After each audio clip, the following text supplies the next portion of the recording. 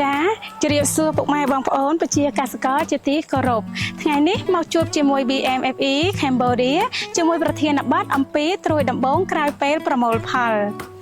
តើពុកម៉ែបងប្អូនធ្លាប់ដឹងទេថាទិន្នផលនៅរដូវចុងក្រោយចាប់ផ្ដើមពីត្រួយដំបូងក្រោយពេលប្រមូលផល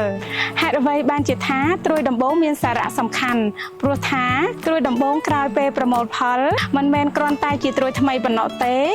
ប៉ុន្តែជាសញ្ញាបង្ហាញអំពីការស្ដារកម្លាំងរបស់ដើមទុរេនបើត្រួយដំបូងលូតលាស់បានរឹងមាំដើមនឹងសន្សំសារធាតុចិញ្ចឹមបានល្អពង្រឹងប្រព័ន្ធឫសដើម្បីត្រៀមខ្លួនបង្កើតកម្ពស់ផ្កានិងទិន្នផលនៅរដូវក្រោយត្រួយដំបូងដែលរឹងមាំជួយឲ្យដើមឆាប់ស្ដារកម្លាំងក្រោយប្រមូលផលដើមទុរេនបានប្រើប្រាស់ថាមពលច្រើននិងសារធាតុចិញ្ចឹមយ៉ាងច្រើនត្រួយដំបូងដែលលូតលាស់បានល្អបង្ហាញថាដើមកំពុងស្ដារកម្លាំងបានល្អទី2បង្កើនប្រសិទ្ធភាពនៃការធ្វើរស្មីសំយោគស្លឹកថ្មីដែលរឹងមាំអាចធ្វើឲ្យរស្មីសំយោគបានល្អ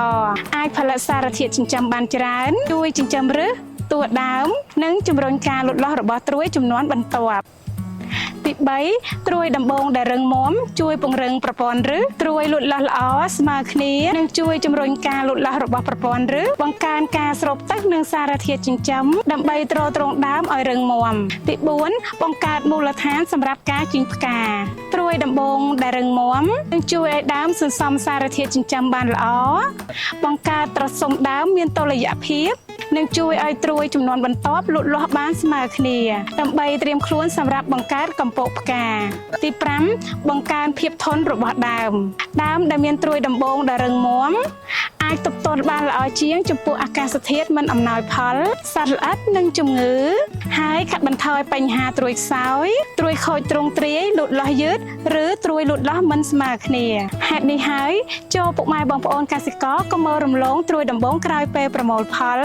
ព្រោះថាវាជាមូលដ្ឋានសម្រាប់ប្រព័ន្ធឫសរឹងមាំការសន្សំសារធាតុចិញ្ចឹមការបង្កើតកម្ពស់ផ្កានិងទិន្នផលខ្ពស់នៅរដូវបន្ទាប់ BMFE Cambodia រីករាយជានិច្ចក្នុងការរួមដំណើរជាមួយពុកម៉ែបងប្អូនកសិករគ្រប់ជំហានដើម្បីឆ្ពោះទៅរករដូវប្រមូលផលដ៏ជោគជ័យនិងសម្បូរបែបជួបជាមួយ BMFE Cambodia នៅវីដេអូបន្ទាប់សូមអរគុណ